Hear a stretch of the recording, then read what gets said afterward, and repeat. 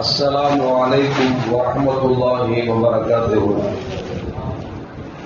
الحمد لله رب العالمين والصلاة والسلام على أشرف المرسلين وعلى آله وأصحابه وأزواجه وذرياته وأهل بيته أجمعين.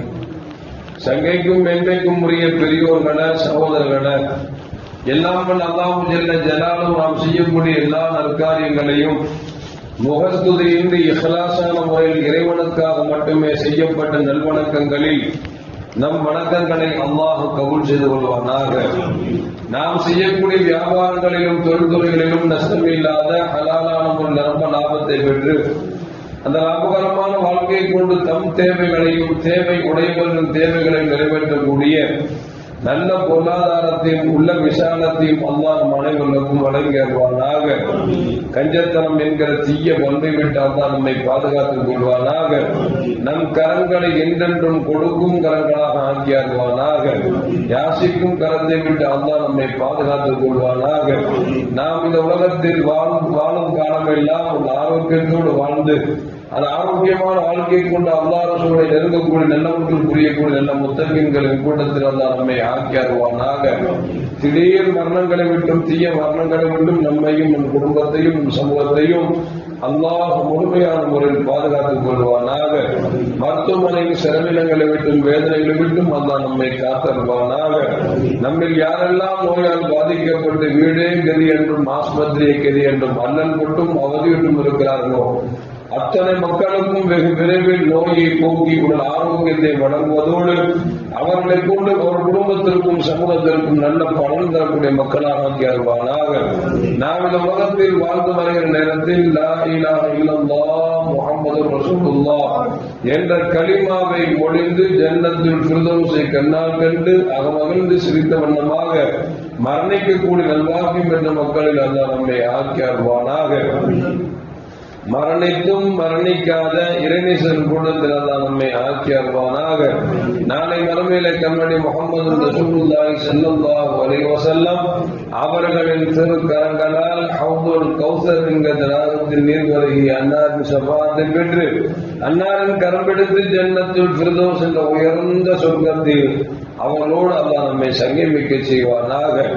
எல்லாவற்றுக்கும் மேலாக இறை அன்பை பெற்று இறைவனை பார்த்து பரவசமடையக்கூடிய ஒரு லிக்காவையும் ரில்லாவையும் பெற்ற மக்களில் அல்லாஹ் நம்மை ஆக்கியாருவானாக.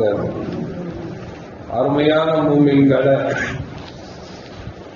கண்மணி முஹம்மது ரசூலுல்லாஹி ஸல்லல்லாஹு அலைஹி வஸல்லம் அவர்கள் இந்த உலகத்திற்கு அவதானிப்பார் என்கிற செய்தியை 1,24,000 நபிமார்களும் தங்கள் மக்களிடத்தில் அல்லாஹ் ஒருவன், அவன் மட்டுமே வணங்க தகுதியானவன், இறுதியில் இறுதி நபி முஹம்மது ரசூலுல்லாஹி ஸல்லல்லாஹு அலைஹி வஸல்லம் என்று சொல்லக்கூடிய மாண்பு நிறைந்த ஒரு நபி வருவார், அவர்கள் ஈமான் கொள்ள வேண்டும் என்றெல்லாம் எல்லா நபிமார்களும் தங்கள் மக்களிடத்திலே எடுத்து சொல்லி வந்தார்கள். அப்படி ஒவ்வொரு நபிமார்களுடைய காலத்திற்கு பிறகும் பெருமானார் ஸல்லல்லாஹு அலைஹி வஸல்லம் அவர்களுக்கு முன்பாக ஈசா அலைஹிஸ்ஸலாம் உலகத்தில் வாழ்ந்தார்கள். ஈசா அலைஹிஸ்ஸலாம் அவர்களுக்கும் பெருமானார் ஸல்லல்லாஹு அலைஹி வஸல்லம் அவர்களுக்கும் மத்தியிலே கிட்டத்தட்ட 600 ஆண்டுகள் இடைவெளியில் பெருமானார் ஸல்லல்லாஹு அலைஹி வஸல்லம் அவர்கள் இந்த உலகத்திற்கு பிறக்கிறார்கள். பெருமானார் ஸல்லல்லாஹு அலைஹி வஸல்லம் பிறப்பதற்கு முன்பாக அந்த மக்கமா நகரம் என்று சொல்லக்கூடிய அரபு தேசங்கள் எல்லாம் எப்படி இருந்தது என்று பார்க்கிற பொழுது சிலை வணக்கங்கள் நிறைந்து மனிதனாக இல்லாமல் தாண்டோடித்தனமாக ஒரு காற்று பிராண்டித்தனமாக வாழ்ந்த காலம் என்பது அந்த காலம். அந்த காலத்திற்கு பேரே ஐயாமுல் ஜாஹிலியா என்று சொல்வார்கள், அறியாமை காலம் என்று சொல்வார்கள். எதையும் பற்றியும் எதுவும் தெரியாமல், அன்பு என்றால் என்ன, பாசம் என்றால் என்ன, அரவணைப்பு என்றால் என்ன என்பதை எதுவுமே தெரியாமல் வாழ்ந்த அந்த காலத்தில் தான் பெருமானார் ஸல்லல்லாஹு அலைஹி வஸல்லம் பிறக்க இருக்கிறார்கள். பெருமானார் ஸல்லல்லாஹு அலைஹி வஸல்லம் அவர்கள் பிறந்த அந்த ஆண்டுக்கு பெயர் ஆமுல் ஃபீல் என்று சொல்வார்கள், யானை வருடம் என்று சொல்வார்கள். யானை வருடம் என்றால் என்ன என்பதை அல்லாஹ் ஜல்ல ஜலாலுஹு குர்ஆன்ல சொல்றான். அலம் தர கைஃப ஃபஅல ரப்புக பி அஸ்ஹாபில் ஃபீல் அலம் யஜ்அல் கைதஹும் ஃபீ தضلீல் வ அர்ஸல அலைஹிம் தைரன் அபாபீல் தர்மீஹிம் பிஹஜாரத்தின் மின் சிஜ்ஜீல் ஃபஜஅலஹும் கஅஸ்ஃபின் மஅகூல் என்று சொல்லி இந்த வசனத்தில் இந்த ஆமூல் ஃபீலை பற்றி தெளிவாக சொல்லுகிறார்.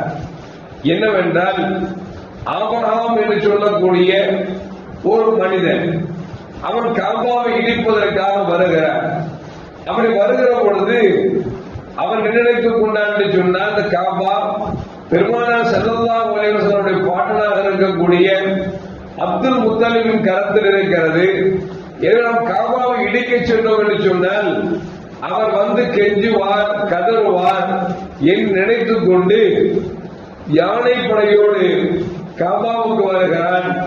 அப்படி வந்த பொழுது அப்துல் முத்தலிப் அவர்கள் எல்லோரும் போய் சொல்லுகிறார்கள், அப்துல் முத்தலிப் அவர்களே, ஆபிரகாம் என்கிற மன்னன் காபாவை இடிப்பதற்காக இறையிலத்தை தரைமட்டமாக்குவதற்காக வருகிறான் என்று சொன்ன பொழுது அப்துல் முத்தலிப் அவர்கள் சொன்னார்கள், நமக்கு ஏன் கவலை, அந்த ஆலயத்துக்கு சொந்தக்காரன், அந்த இல்லத்திற்கு சொந்தக்காரன் நான் அல்லவே, அல்லாஹ் அல்லவா இருக்கிறான். எனவே அவனுடைய இல்லத்தை பாதுகாக்கிற பொறுப்பை அவன் ஏற்றுக் கொள்வான், எனக்கு ஒன்றும் பிரச்சனை இல்லை என்று சொல்லி வந்த மக்களுக்கு எல்லாம் சாதாரணமாக சொல்லுகிறார்கள். ஆபிரகாம் அந்த காபாவுக்குள் வந்து விட்டான், யானை படையோடு சூழ்ந்திருக்கிறான். இந்த நேரத்தில் அப்துல் முத்தலிப் அவர்கள் போய் ஆபிரகாமிடத்தில் பேசுவதற்காக போகிறார்கள். ஆபிரகாம் மம்மதிலே செருக்கில் அவன் எடுத்துக் கொண்டான். அப்துல் முத்தலிப் இடத்தில் கெஞ்சுவதற்கு வருகிறார். இந்த இல்லத்தை இடிக்க வேண்டாம் என்று சொல்ல வருகிறார் என்று நினைத்துக் கொண்டு அப்துல் முத்தலிப்பை வரவேற்கிறார். அப்துல் முத்தலிப் கிட்ட போனாங்க, என்ன வேணும் அப்படின்னு ஆபிரகாம் கேட்டான்.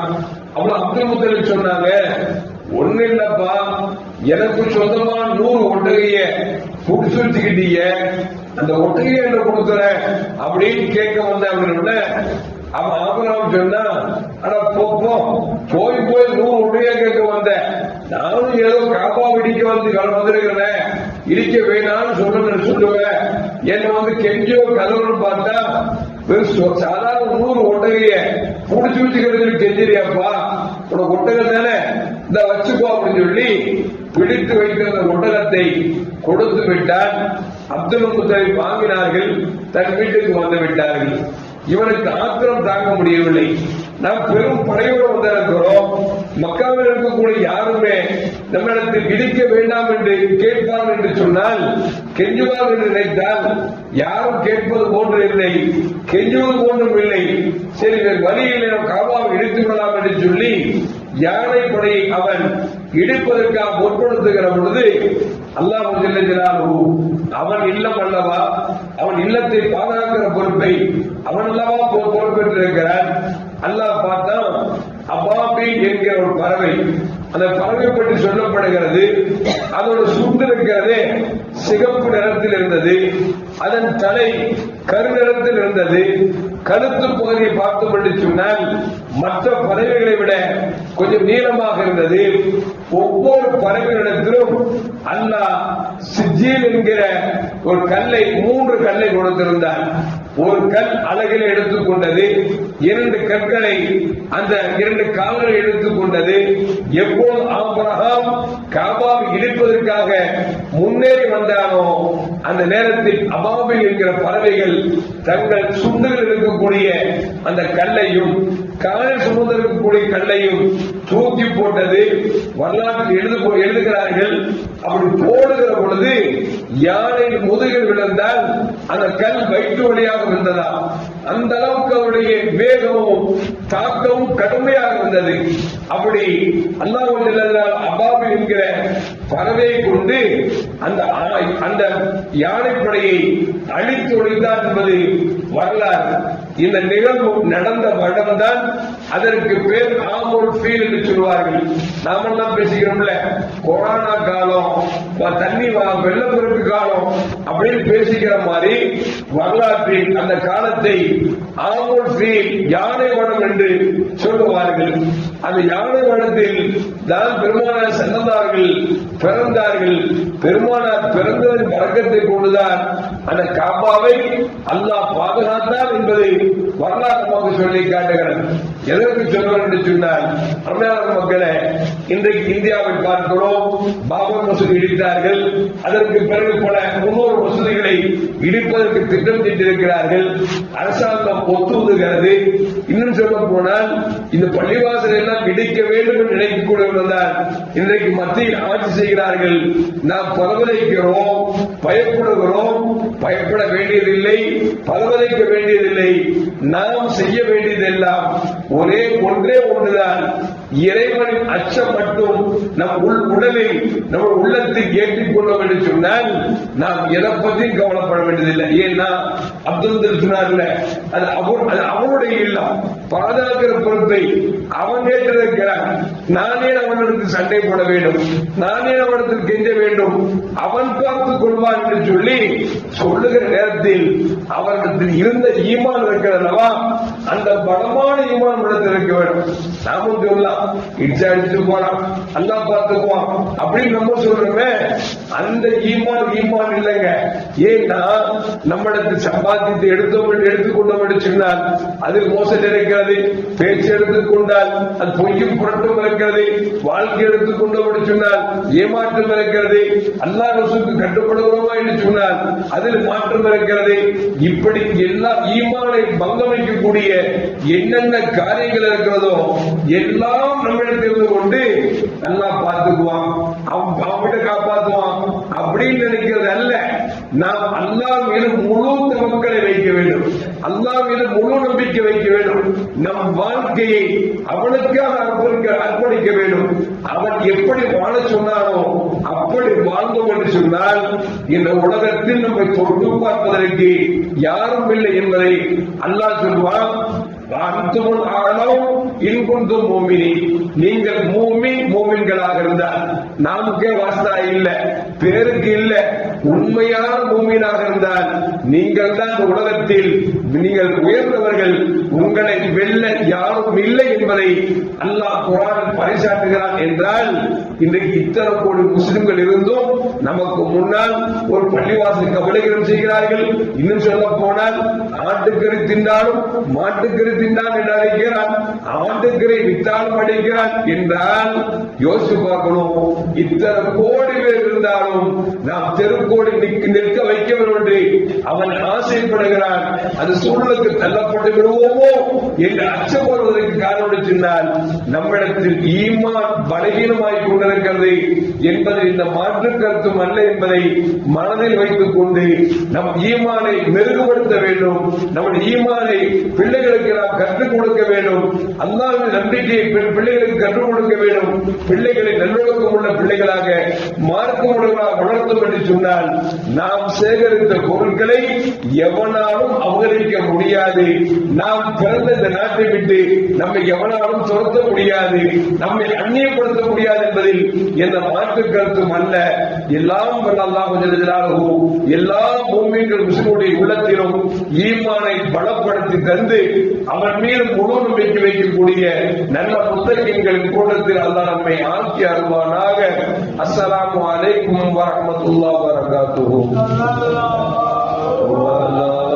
முஹம்மது ஸல்லல்லாஹு அலைஹி வஸல்லம் ஸல்லல்லாஹு அலைஹி வஸல்லம் ஸல்லல்லாஹு அலா முஹம்மது யா ரப்பி ஸல்லி அலைஹி வஸல்லிம்.